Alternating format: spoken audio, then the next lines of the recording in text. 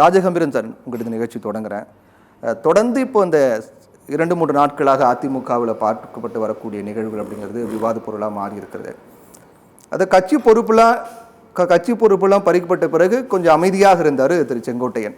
அதற்கு பிறகு திடீர்னு ஓபிஎஸோட ஒரே காரில் பயணம், அங்கே போய் 3 பேரும் செய்தியாளர் சந்திப்பு, அதற்கு பிறகு சசிகலாவை மீட் பண்ணுறாங்க. அந்த தருணத்தில் திரு எடப்பாடி பழனிசாமி வாழ்வழியாக ஒரு உத்தரவு போடுறார். கட்சிக்கு விரோதமாக செயல்பட்டால் நீக்கும் நடவடிக்கை எடுப்போம் அப்படின்றார். ஒரு எச்சரிக்கையாக தான் கொடுக்குறார்.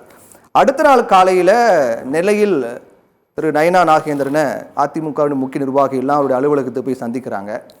சந்தித்து பேசிய பிறகு அன்று மாலை திரு செங்கோட்டையன் கட்சியிலிருந்து நீக்கப்படுறார்.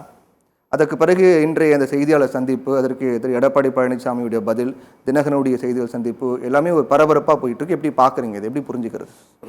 அதிமுக ஒன்றுபட வேண்டும் என்று குரல் எழுப்பப்படுகிற போதெல்லாம் அதிமுக 2 படுகிறது, 3ஆக உடைகிறது, 4ஆக உடைகிறது. விலகி சென்றவர்கள் எல்லாம் அதிமுகவே அல்ல என்று சொல்லலாம். பொதுச் செயலாளர் என்கிற அதிகாரத்தில் இருப்பதால் எடப்பாடி பழனிசாமி அப்படி சொல்லிக் கொள்ளலாம்.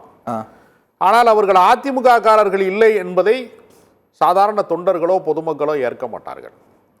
ஏன்னா செங்கோட்டையன் அவர்களுக்கு ஒரு 53 ஏறத்தாழ அதிமுகவுக்கு என்ன வரலாறு இருக்கிறதோ அதே வரலாறு செங்கோட்டையனுக்கு இருக்கிறது. சரி.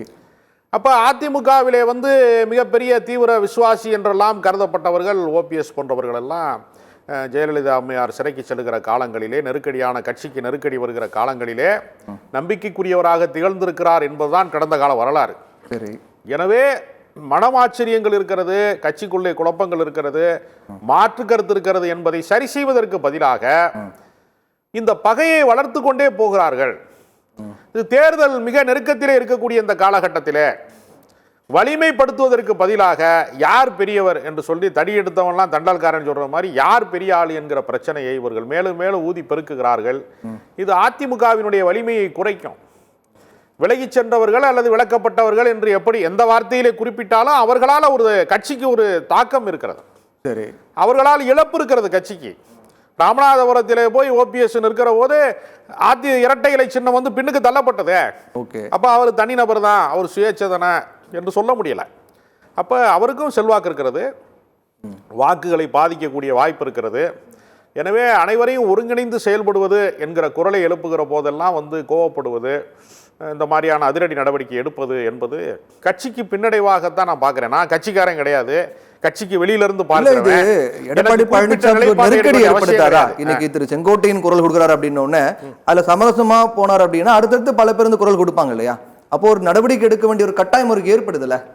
அதாவது தமிழில் ஒரு பழமொழி உண்டு, பகையாளியை உறவாடி கெடு என்று ஒரு பழமொழி உண்டு. அதற்கு உண்மையான அர்த்தம் என்னன்னா, பகையாளியை கெடுக்கிறது இல்லை, உறவாடுவதன் மூலமாக பகையே இல்லாமல் செய்துவிடு, பகையே இல்லாத ஒரு நிலையை செய்துவிடு என்றுதான் அர்த்தம் இருக்கு.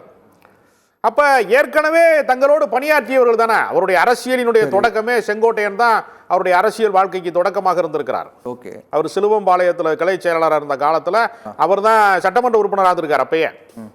அப்ப அவரை அரசியலிலே அறிமுகப்படுத்திய செங்கோட்டையன்ல இருந்து எடப்பாடி பழனிசாமியை கட்சியில் ஒரு முதலமைச்சராக தேர்வு செய்த சசிகலா வரைக்கும் அத்தனை பேருமே துரோகிகள் என்று சொல்வதை எப்படி ஏற்க முடியும்?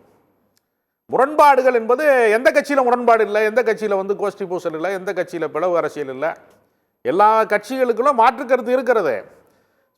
சில விஷயங்கள் வெளிப்படையாக பேசப்படும், பொது விவாதத்திற்கு வரும்.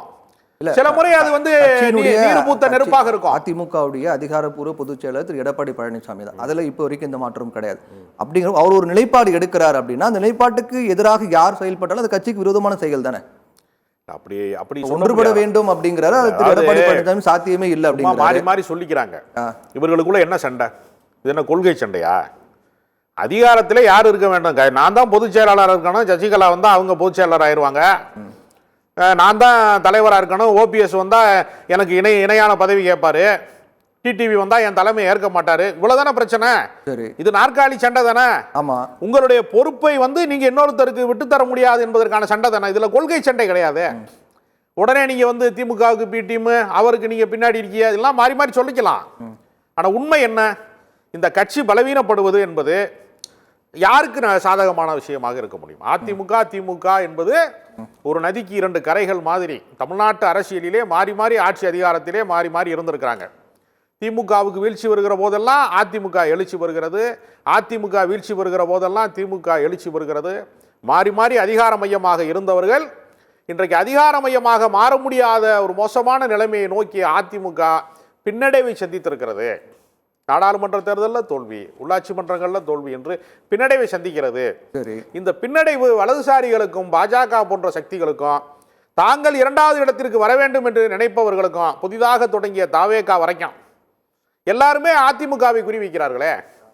அப்ப இரண்டாவது இடத்திலே இருக்கக்கூடிய அதிமுக பின்னுக்கு தள்ளப்படக்கூடிய ஒரு மோசமான அரசியல் நிலைமை தோன்றிக் கொண்டிருப்பது என்பது அந்த கட்சிக்கு நல்லதல்ல. தலைவர்களுடைய அகங்காரத்தை விட, தலைவர்களுடைய ஈகோவை விட கட்சி தொண்டர்களுடைய உணர்வுகள் முக்கியமானது என்கிற அடிப்படையில் ஒரு கட்சியினுடைய ஆணிவேர்கள் கிளைக்கழகங்கள் தான். அப்ப அந்த கட்சியினுடைய தொண்டர்களை நீங்கள் இப்படி தனித்தனி அணிகளாக பிரித்து விளையாடுவது என்பது சரியான போக்கு அல்ல என்பது என்னை போன்ற வெளியிலிருந்து பார்ப்பவர்களுக்கு கருத்தா நான் கருதுறேன். என்டிஏ கூட்டணியை விரிவாக்கம் செய்யணும் அப்படின்னு திரு அமித்ஷா சொல்லிக்கிட்டு இருக்காரு. கூட்டணி இன்னும் அதிகப்படுத்தணும், பலப்படுத்தணும் அப்படிங்கிறாரு. ஆனா இங்க அதிமுகவுக்குள்ள இந்த மாதிரி பிரச்சனைகள் ரொம்ப தீவிரமா போயிட்டு இருக்கு. செங்கோட்டையன் பொறுத்த வரைக்கும் அவருடைய கட்சி பொறுப்புகள்லாம் நீக்கப்பட்ட பிறகு கூட டெல்லி சென்று பாஜக தலைவரோட சந்திச்சாரு. அப்ப இப்போ அவர் நீக்கப்பட்டிருக்காரு. ஒரு தாமதத்துக்கு பிறகு, ஒரு நீண்ட நாட்களுக்கு பிறகு இந்த நடவடிக்கைங்கிறது எடுக்கப்பட்டிருக்கு. இது ஒன்று. இரண்டாவது, நெல்லையில் பாஜகவுடைய மாநில தலைவர் திரு நயினா நாகேந்திரன் சந்தித்து பேசுகிறாங்க. எது சம்மந்தமாக பேசுனாங்கன்னு தெரியல, ஆனால் பேசுகிறாங்க. அதுக்கு பிறகு மாலையில் இந்த அறிவிப்பு அப்படிங்கிறது வருது. அப்போ டெல்லியுடைய சப்போர்ட்டு திரு செங்கோட்டையனுக்கு இல்லையா? இதில் பாஜகவுடைய ரோல் ஏதாவது நம்ம குறித்து பார்க்க முடியுமா? இல்லை, பாஜக தான் அதிமுகவை இவ்வளவு பெரிய பிளவு அரசியலுக்கு இட்டு சென்றது என்பதில் யாருக்குமே இரண்டாவது கருத்தை இருக்க முடியாது. ஏன்னா அவர்கள் அவங்க கூட்டணியில் இருக்காங்க. பிளவுபட்டா அது இங்க என்டிஏ கூட்டணிக்கு அது பலவீனம் தானே? இல்லை, எப்பொழுதுமே பாஜக எந்த கூட்டணிக்கு போனாலும் அந்த கூட்டணியை பலவீனப்படுத்தி தாங்கள் முதன்மை இடத்துக்கு வரக்கூடிய ஒரு வாய்ப்பை வட மாநிலங்களிலே பல கட்சிகளுக்கு அவர்கள் செய்திருக்கிறார்கள். தமிழ்நாட்டில் அதான் நடக்கிறது. எல்லாருமே பாஜகவை பின்பற்றியதனுடைய விளைவுதான் இது. பாஜக புகுந்ததுனால தான் அதிமுகவுக்கு இவ்வளவு பெரிய பின்னடைவு, இவ்வளவு பெரிய பிளவு அரசியல். செங்கோட்டையன் நீக்கப்பட்டது பின்னணியில் பாஜக இருக்காங்கன்றீங்களா? இல்ல, பாஜக எல்லாரையுமே நீனும் தலைவர் தான் அங்கீகரிக்கக்கூடிய ஒரு இடம் இருக்கு இல்லையா? அதாவது மறைமுகமாக அவர்களை சப்போர்ட் பண்ணக்கூடிய ஒரு இடம் இருக்கு இல்லையா? அது எடப்பாடியை எச்சரிக்கை செய்ய வேண்டும் என்பதற்காக ஒரு துருப்புச்சீட்டாக செங்கோட்டையனை பயன்படுத்திக் கொள்கிறார்களா, அல்லது ஓபிஎஸ்ஐ கொஞ்ச காலம் பயன்படுத்தினார்களா, டிடிவியை வேறு அறிக்கைகள் வெளியிடுவதன் மூலமாக அவர்கள் பின்னால் இருந்து இயக்குகிறார்களா என்கிற சந்தேகம். ஏன்னா அண்ணாமலையோட இவர்கள் திரு செங்கோட்டையன் தெரியாதா பாஜக அவங்களுடைய ஆதாயத்துக்காக நம்ம பயன்படுத்துறாங்க அப்படிங்கிற அவங்க உணர மாட்டாங்களா? எல்லாருக்கும் தெரியுங்க. ஆனா நான் பெரிய தலைவர், எனக்கு பின்னாடி ஒரு 30வது இடத்துல இருந்தாரு, நான் முதன்மை இடத்துல இருந்தேன், கட்சியில நான் தான் முக்கியமான ஆளு என்று சொல்லக்கூடிய அந்த போட்டி பந்தயத்துல பங்காளி சண்டையிலே பகையாளிக்கு இடம் திறந்து விட்டார்கள் என்று நான் நினைக்கிறேன். ராஜகம்பீரன் சார் தொடர்ந்து திரு டிடி தினகரன் சொல்றாரு, 2021 திமுக ஆட்சிக்கு வர காரணமே எடப்பாடி பழனிசாமி தான் அப்படிங்கிறாரு. அவரு எடப்பாடி பழனிசாமி என்ன சொல்றாரு, 2026 திமுக பி டீமாக செயல்படும் அப்படிங்கிறதா இவங்க 3 பேருடைய நோக்கம் அப்படிங்கிறாரு. இப்போ எப்படி அதிமுக ஒன்றிணைய வேண்டும் அப்படிங்கிறது கோரிக்கையா இருந்தாலும் கூட அப்படி ஒன்றிணையாமல் போனால் அது கட்சிக்குள்ள இருக்கக்கூடிய வாக்குகள் சிதறடிக்கப்படும் அப்படின்னு ஒரு கருத்து இருக்கு. அப்போ அது போட்டியாளராக இருக்கக்கூடிய திமுகவுக்கு சாதகமா போகும் அப்படின் போது அப்ப இவங்க திமுகவுக்கு ஃபேவரா செயல்படுறாங்க அப்படின்னு சொல்ல முடியுமா? அதை அப்படி சொல்ல முடியாது. திமுக வெற்றி பெறுவதனால டிடிவி தினகரனுக்கு என்ன ஆதாயம், ஓபிஎஸ்க்கு என்ன ஆதாயம், அரசியல் ரீதியான ஆதாயம்? எடப்பாடி தோக்குறாரு இல்லையா? எடப்பாடி தோக்குறாருல இல்லைங்க, அது அவங்களுடைய உட்கட்சி பிரச்சனை. அவங்க தலைமை என்பது, அதாவது எடப்பாடி மைண்ட் செட்டை பொறுத்த வரைக்கும் எடப்பாடி ஜெயிக்கணும் அப்படின்னு நினைப்பாங்களா, திமுக ஜெயிக்கணும்னு நினைப்பாங்களா? திமுக ஜெயிக்க வேண்டும் எப்படி அதிமுக காரர்கள் நினைப்பாங்க?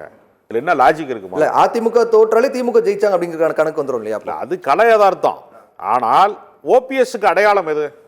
அதிமுக. டிடிவி தினகரனுடைய அடையாளம் எது? அதிமுக. சசிகலாவின் அடையாளம் எது? அதிமுக. அதிமுகவை கழிச்சிட்டா இவங்க எல்லாம் யாரு? தனிநபர்கள் தானே. ஆமா சரி, போய் எப்படி இல்லங்கறார்ல அவரு. அல்ல, அவங்களுடைய அடையாளமே அந்த கட்சி தானங்க. அடையாளமே அதிமுக தான் நீங்க சொல்றீங்க. 3 பேர் அதிமுக இல்லன்னு அவர் சொல்றாரு இல்லையா? அப்ப அவங்க தோக்கணும் அப்படிங்கிறது நோக்கமா இருக்காதா?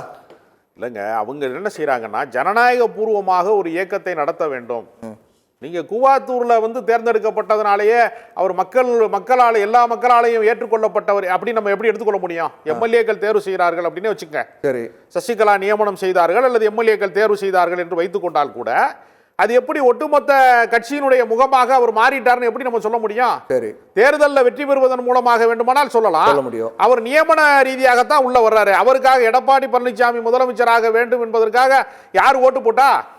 அப்படி ஓட்டு போட்டவர் வரலையே. வந்திருந்தா இவர் உரிமை கோரலாம், செங்கோட்டையனை நீக்கலாம். முடிவு பண்ணாங்க இல்லையா? பொதுக்குழு தேர்வு பண்ணாங்க இல்லையா? ரைட்டுங்க, பொதுக்குழுலாம் தேர்வு செய்தார்கள். சரி, பொதுக்குழுவால தேர்வு செய்யப்பட்டு தேர்தல் ஆணையத்தில் அங்கீகரிக்கப்பட்டவர் அப்படிங்கிறாரு. இல்ல, நான் என்ன சொல்றேன்னா, எடப்பாடி பழனிசாமி வலிமை மிக்க தலைவராகவே கூட நீங்க ஏற்றுக்கொள்ளுங்க. அதை நான் வந்து மாற்று கருத்தே போல. சரி, அதற்காக வந்து ஓபிஎஸ் அதிமுக காரர் கிடையாது, டிடிவி தினகரன் அதிமுக காரர் கிடையாது, சசிகலாவுக்கும் அதிமுகவுக்கும் சம்பந்தம் இல்லைங்கிறது எப்படி சரியா இருக்க முடியும்? இதுல என்ன லாஜிக் இருக்கு? என்ன இதுல எந்த நேர்மை இருக்கு நான் கேட்கிறேன்.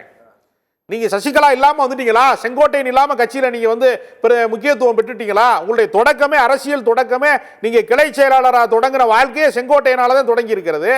நீங்க முதலமைச்சரானது சசிகலாவால தான் நடந்திருக்கிறது. இடையில ஆட்சியை காப்பாற்றுவதற்கு ஓபிஎஸ் உறுதுணையாக இருந்திருக்கிறார். இந்த வரலாறுலாம் ஒரே நாள்ல இல்லாம போயிருமா நான் கேட்கிறேன். ஒரு டெலீட் பண்ண நமக்குலாம் கம்ப்யூட்டர்ல எல்லாமே அழிஞ்சிற மாதிரி அழிஞ்சிருமா அப்படின்னு சொல்ல முடியாது சார். இப்போ திரு எடப்பாடி பழனிசாமி கொண்டு வந்ததே திரு செங்கோட்டையனாக கூட இருக்கட்டும். அதுக்காக ஒரு அதிமுகங்கிற ஒரு பெரிய கட்சி, இந்த கட்சியுடைய தலைமை பதவியில் இருக்க ஒருத்தருடைய பேச்சுக்கு எதிராக செயல்படுறாங்க அப்படின்னா அது பொறுத்துக்க முடியாது இல்ல. கடந்த கால வரலாற்றுல ஜானகி அணி ஜெயலலிதா அணின்னு பிரிந்து கிடந்தார்கள் எம்ஜிஆர் மறைவின் போது. ஜானகி அணியின் பின்னால் தான் எல்லா பெரிய மூத்த தலைவர்களும் எல்லாருமே நின்றாங்க. ஆனா ஆரம் வீரப்பன்ல இருந்து காளிமுத்துல இருந்து பெரிய தலைவர்கள் அனைவரும் ஜானகி அணி பக்கம் தான் நின்றாங்க. ஜெயலலிதா அணி பக்கம் வந்து பெரிய அளவுல தலைவர்கள் இல்லை. திருநாவுக்கரசு KKSR மாதிரி ஒரு சிலரை தவிர பெரும்பாலான பேர் இல்லை. அப்ப தனக்கு எதிராக அணி கட்டினார் என்பதற்காக ஆரம் வீரப்பனை ஜெயலலிதா அவர்கள் சேர்த்து கொண்டார்களா, புறக்கணித்தார்களா? எல்லாரையும் அரவணைத்தார்கள்ல, அதுதானே வரலாறு. அப்ப ஒரு அரசியல் கட்சி வலிமை பெற வேண்டும் என்றால் மாற்று கருத்துடையவர்களாக இருந்தாலும் அவர்களை அரவணைப்பதுதான் பண்பாடா இருக்க முடியுமே தவிர புறக்கணிப்பதன் மூலமாக ஒரு கட்சி வந்து எந்த அதிகாரத்துக்கும் வர முடியாது என்பதான் கல யதார்த்தம். திமுகவோட பி டீமா இருக்க வேண்டிய அவசியம் டிடிவி தினகரனுக்கோ ஓபிஎஸ்க்கோ சசிகலாவுக்கோ இல்லவே இல்லை. இது ஒரு அபாண்டமான குற்றச்சாட்டு.